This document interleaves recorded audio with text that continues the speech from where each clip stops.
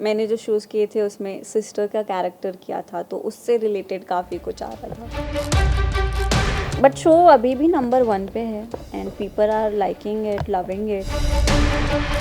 मतलब जो उन्होंने ऐसे सांप वगैरह लटका के जो सारे टास्क किए हैं और मुंह से वो सब कॉकरोचेस ऐसे ऐसे बॉक्स में डालना, बहुत अच्छा चांस है। एक्सपीरियंस भी काफ़ी मिलेगा आई गेस अगर आप रियलिटी शो करते हो।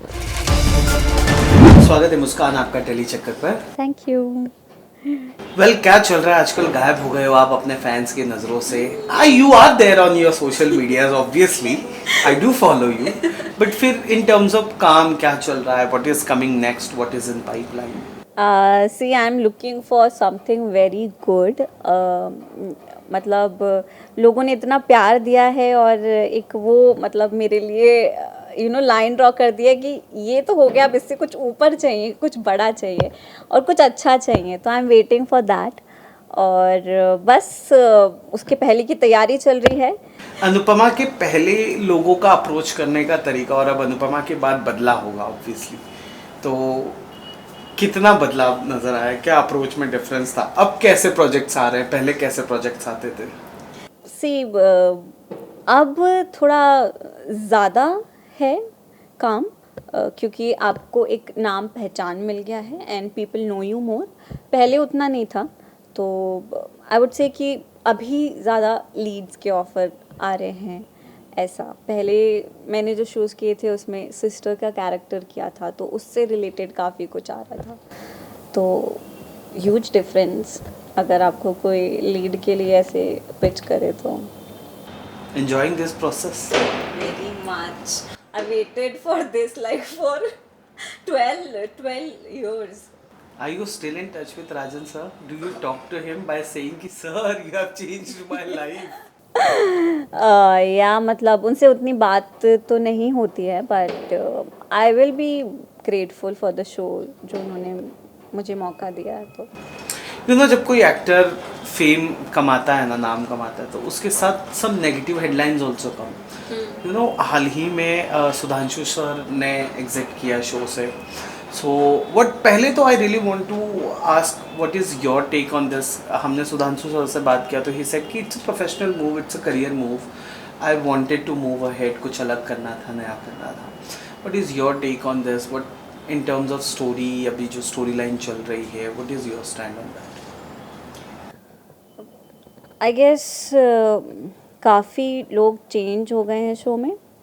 और हाँ, लोग अगर आप डे 1 से शो में हो तो लोग आपसे बहुत कनेक्ट कर पाते हैं, और एकदम से वो हो जाए तो लोगों को एक्सेप्ट करने में भी टाइम लगता है।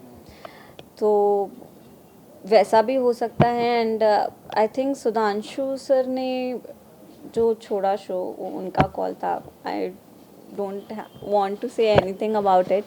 और बट शो अभी भी नंबर 1 पे है and people are liking it, loving it.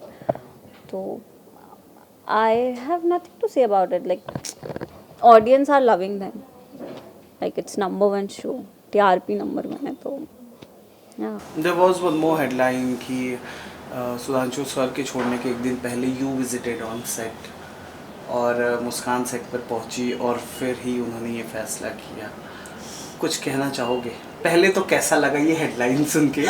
दूसरा, कितनी सच्चाई है इस headline? Oh God, can we skip this question? I seriously don't want to answer it. हाँ, मैं सेट पे गई थी रक्षाबंधन पे, सबसे मिली, हालचाल पूछे और घर आ गई।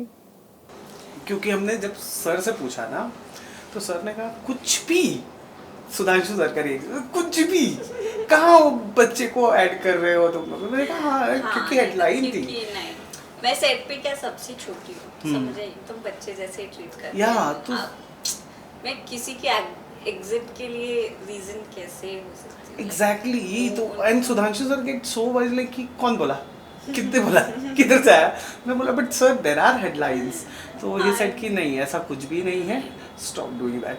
आई think tell me one thing, आप जब पार्ट थी तब Ashish was also a part of, sorry Anupama, and वहाँ पर देन फिर Ashish was a part of reality show called Khatron Ke Khiladi. How do you find his journey amazing. On Khatron I am talking? या amazing.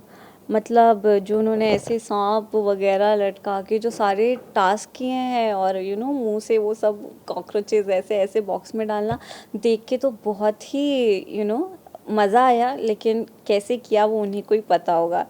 और काफ़ी इंजरी भी हो गई थी उन्हें, है ना.